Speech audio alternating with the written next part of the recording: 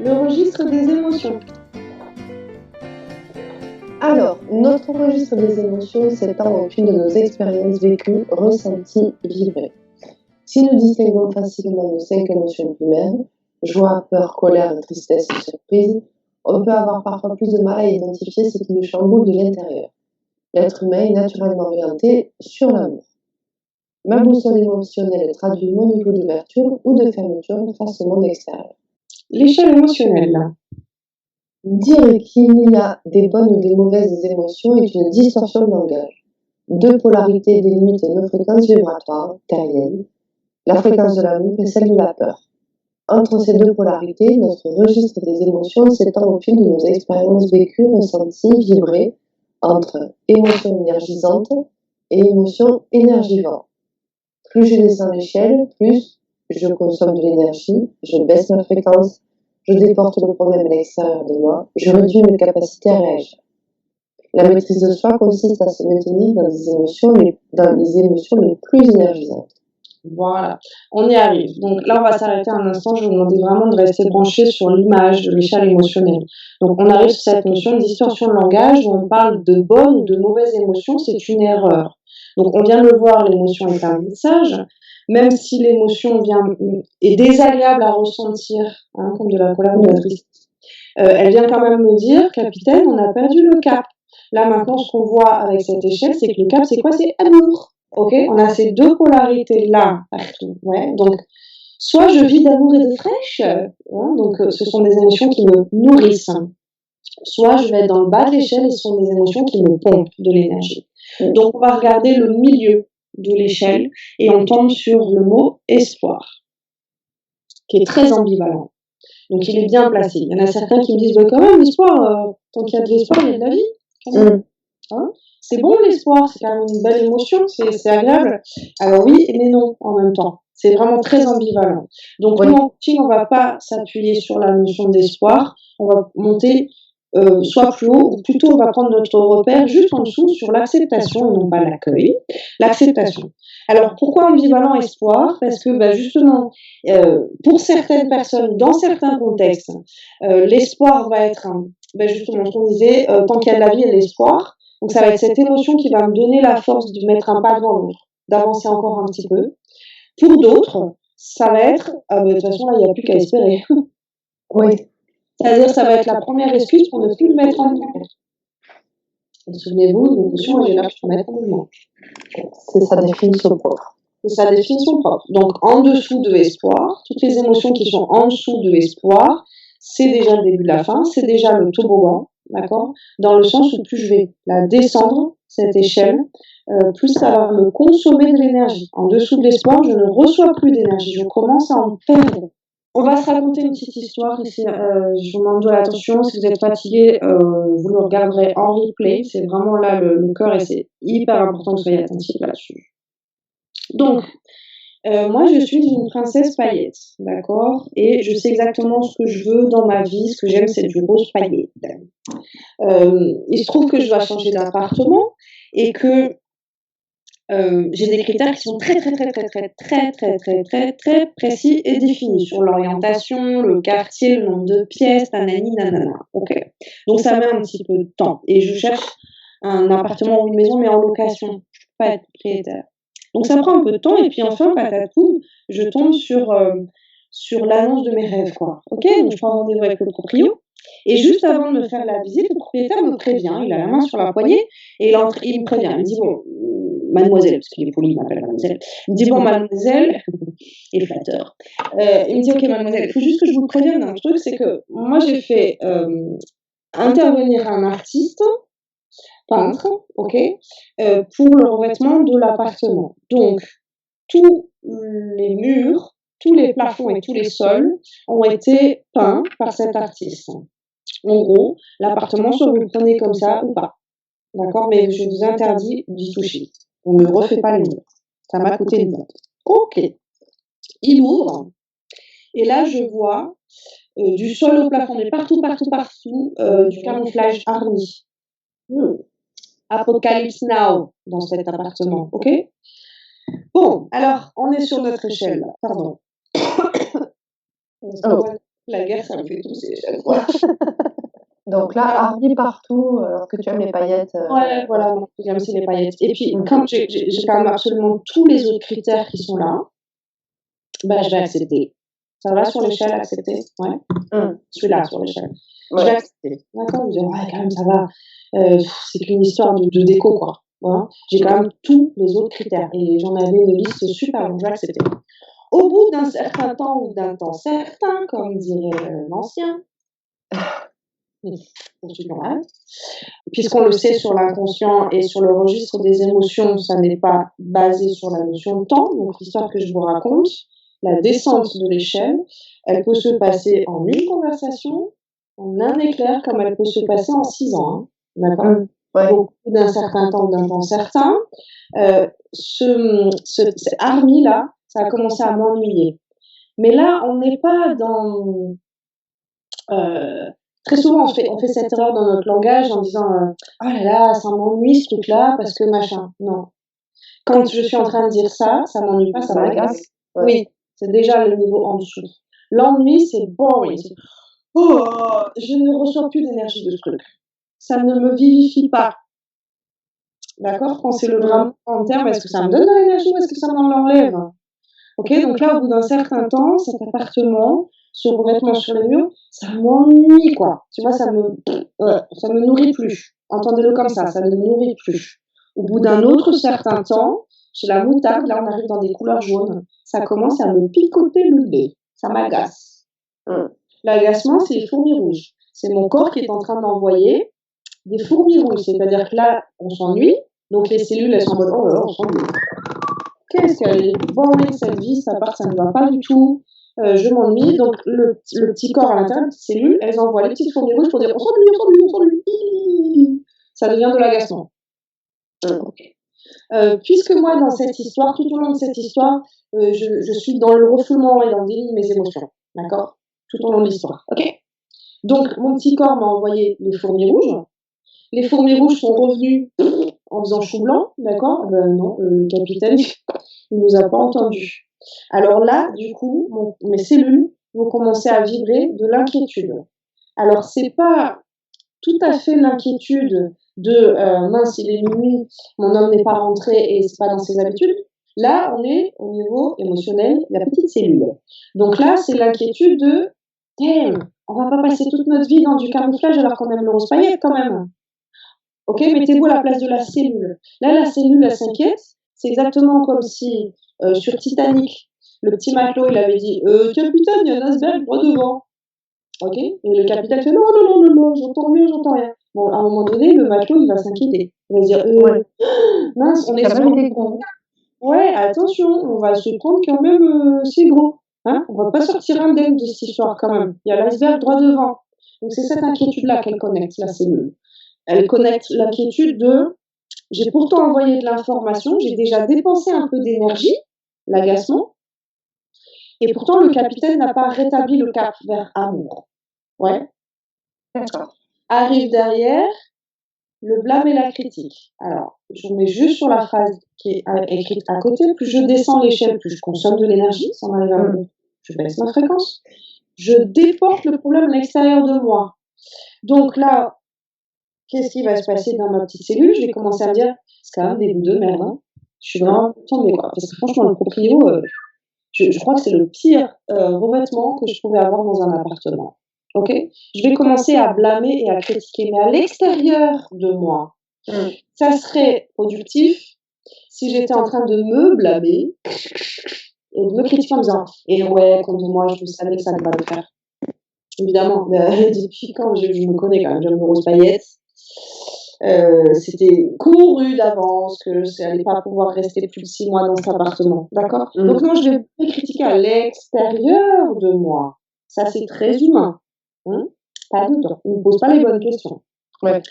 OK, je fais toujours rien, hein, donc je fais que critiquer, blâmer. En tout cas, sur le mécanisme de diaboliser l'autre, hein, et de le rendre coupable de ce que je suis en train de vivre. Ouais, ça peut partir d'un choix de peinture au mur, et en tant qu'humain, je suis tout à fait capable de déduire qu'en fait, c'est un connard, qu'il a des goûts de merde. Je peux les faire, ces raccourcis en tant qu'humain, croyez-moi, c'est fort possible. C'est pour vous montrer à quel point je déporte à l'extérieur. Oui, en tant qu'humain, sur cet exemple. Ok, derrière, évidemment, je m'en suis pas occupée. Donc là, quand même, je commence à voir rouge. La colère. La colère. La colère est une force motrice. D'accord? Souvenez-vous, l'émotion me met en mouvement. La colère, là, mes petites cellules à l'intérieur, elles sont en train d'envoyer tout ce qu'elles ont. C'est-à-dire que normalement, dans le système interne, je ne devrais pas aller plus bas que la colère.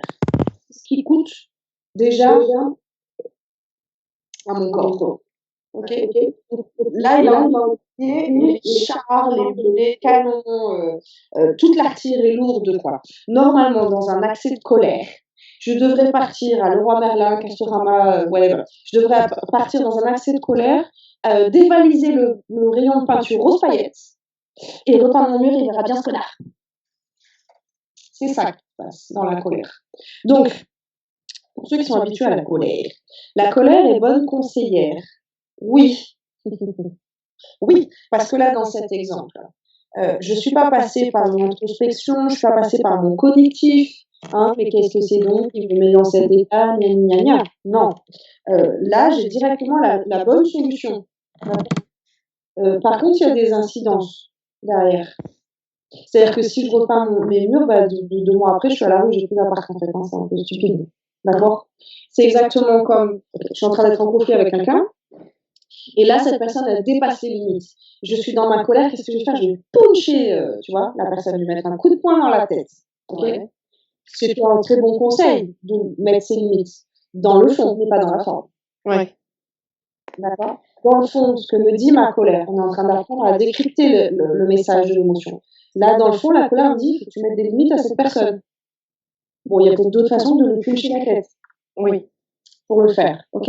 Dans l'exemple juste avant, la colère était bonne conseillère. Dans le fond, en fait, il faut que je rétablisse mon harmonie. Et dans ma maison, j'ai besoin de roses paillettes, en fait. Ouais. Dans le fond, c'est bien. Dans la forme, donc je ne vais pas détruire. Je ne vais pas du tout faire ça alors que le gars m'a bien prévenu qu'il ne fallait pas le faire. Ouais, exactement. D'accord? Le gars, il a été fine avec moi. C'est moi qui ai brillé, qui ai bavé, hein, dans cette histoire. Ok? Donc là, normalement, on ne devrait pas aller plus bas parce que la colère nous fait dépenser tellement d'énergie qu'elle nous fait passer à l'action, normalement.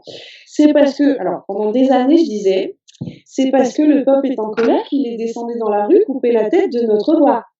Mais ça, c'était avant les Gilets jaunes. Donc maintenant, je n'ose plus trop dire ça. Je ne veux pas être une influente quelconque.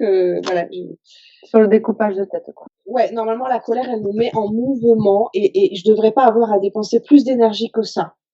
Mais l'humain est ainsi fait, il peut même aller dans le caca marron, la haine, sur notre schéma. Donc, j'ai un monsieur qui m'a demandé, c'est quoi la différence entre la colère et la haine? Très bonne question. Regardez à côté, je déporte mes problèmes à l'extérieur de moi et je réduis mes capacités à agir.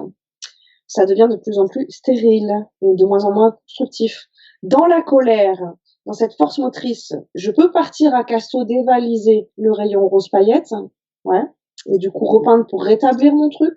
Dans la haine, je vais percer les pneus de mon proprio. Ben, ça ne rétablit pas. J'ai tellement déporté le problème à l'extérieur, d'accord, que je vais chercher à détruire l'extérieur. Mais je rétablis pas du tout. En colère, je peux encore poser les bonnes actions. Ce que je disais, elle est bonne conseillère dans le fond, mais pas dans la forme. Alors que dans la haine, j'ai ni le fond ni la forme. C'est foutu. Ça y est. Je vous dis, la colère, c'est vraiment le sas.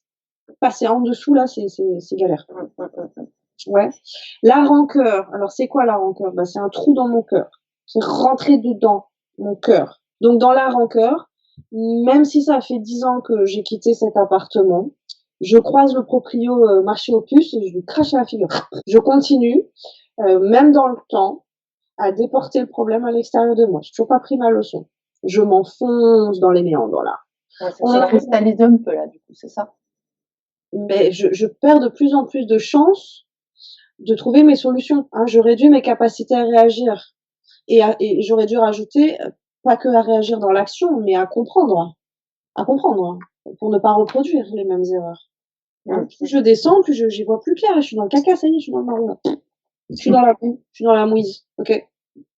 On arrive ensuite sur un super tiercé, la culpabilité, la honte et la peur. Dans la culpabilité, dans cette petite histoire, je suis tellement éloignée de l'amour de soi, d'accord? Je suis tellement tombée bas, je suis dans du mazout exactement comme dans des marées noires où on voit les oiseaux, tu sais, ils sont pas morts, ils sont Non, englués, non, les mais pauvres, ils sont englués. ils peuvent plus s'extirper. Ils peuvent pas, ils sont condamnés à la mort certaine, d'accord? Mais tu vois ces images, on les voit, ils sont pris plein de mazout, Ouais. voilà. Bon, ben là, c'est pareil pour un humain. Si je me crée cette mixture-là, c'est exactement ça qui se passe. Je ne peux plus m'élever, ça devient très difficile de m'élever. Il faut avoir vraiment une douche au Karcher, quoi. Mmh. Donc dans la culpabilité, je me suis tellement mise à l'envers, là, je me suis tellement éloignée de mes solutions que dans cette histoire, ça donnerait, ben, en fait, c'est moi le problème. Parce que normalement, j'aurais dû dépasser le stade rose paillette à 8 ans. Ouais. Et d'ailleurs, c'est tellement moi le problème que Valérie Damido, elle a pas arrêté de le dire, cette année, le kaki, c'est sous tendance avec un beau jaune moutarde ou avec un petit, bleu turquoise, ça passe. C'est moi le problème, en fait. Donc je me suis complètement plantée sur ma façon de comprendre la situation, là. Et dans la honte, je peux même pas, envisager d'en parler. Ouais. Dans la honte, je vais carrément, moi, jeter tout ce qui est rose paillette chez moi. Je vais essayer d'être quelqu'un d'autre que moi. La peur, pour parler de la peur par rapport à cette force motrice, la peur, c'est lapin dans les phares. Ça va pour tout le monde cette expression, le lapin dans les phares? Oui? Ah ouais, la peine dans les phares, il bouge plus et quitte, il se jette lui-même sous le roue de la voiture. Ouais.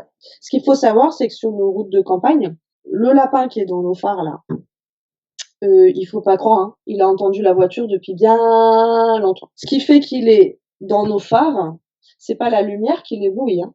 C'est l'information, la voiture arrive, qui l'a pétrifié de peur. Pétrifié de peur.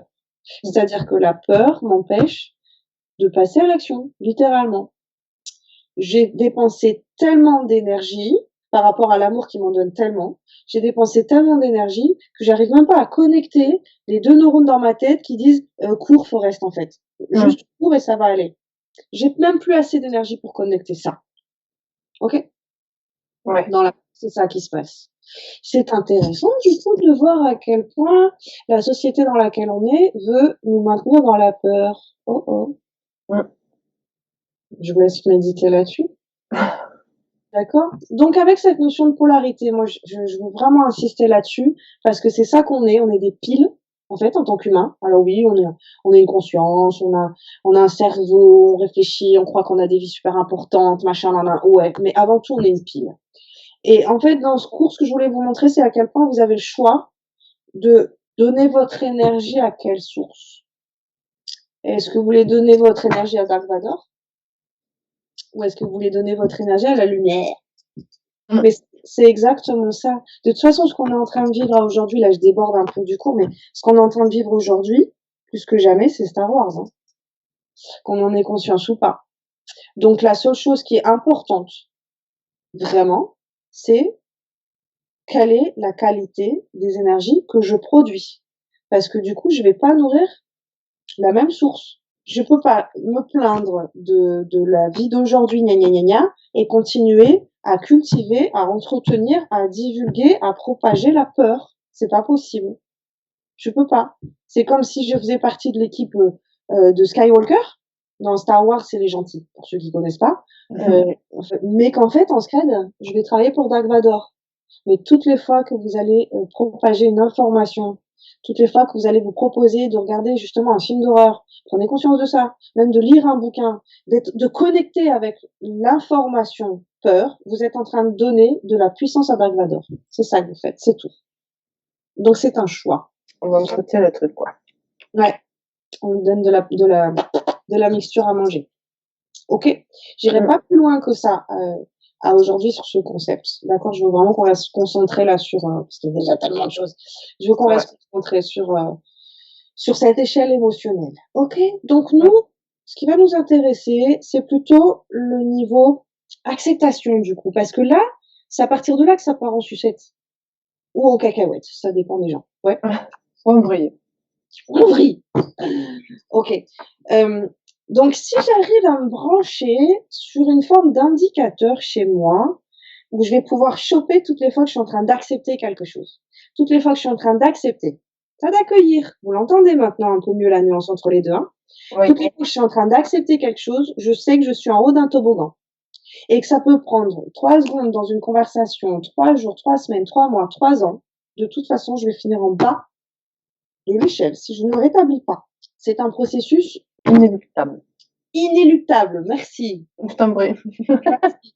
Tout à fait le bon mot. Mais c'est ça, inéluctable. Vraiment pour apprendre à maîtriser mes émotions et en tout cas, à ne plus descendre en bas et à ne plus être dans des émotions qui me pompent de l'énergie, qui m'éloignent de mes solutions que ego peut construire avec son mental, avec son ordinateur de bord juste pour avoir à manger là, et du pas bon, d'accord?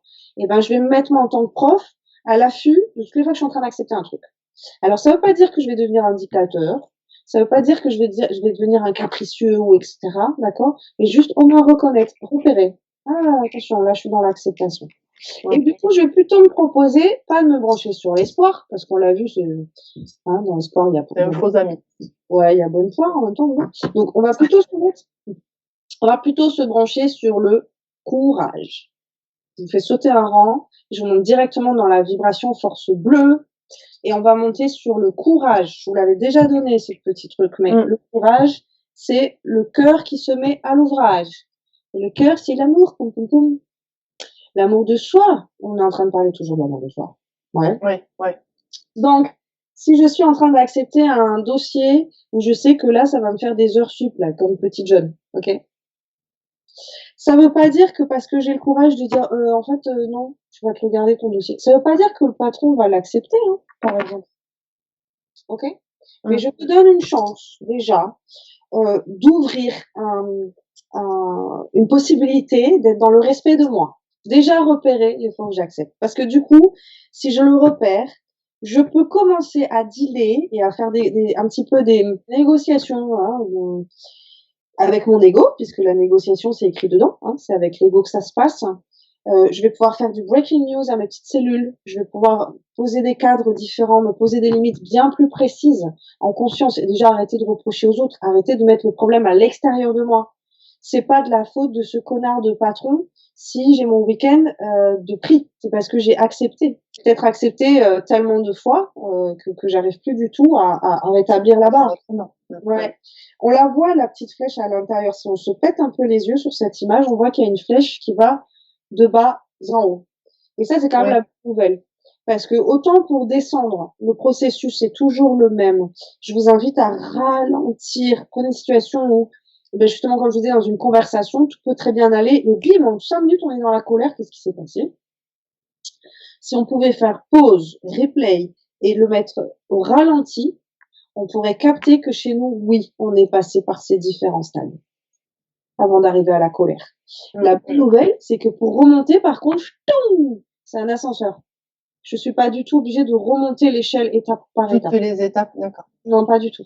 Je peux me brancher. Moi, je vous propose de vous brancher sur courage pour sortir déjà de ces méandres-là en bas.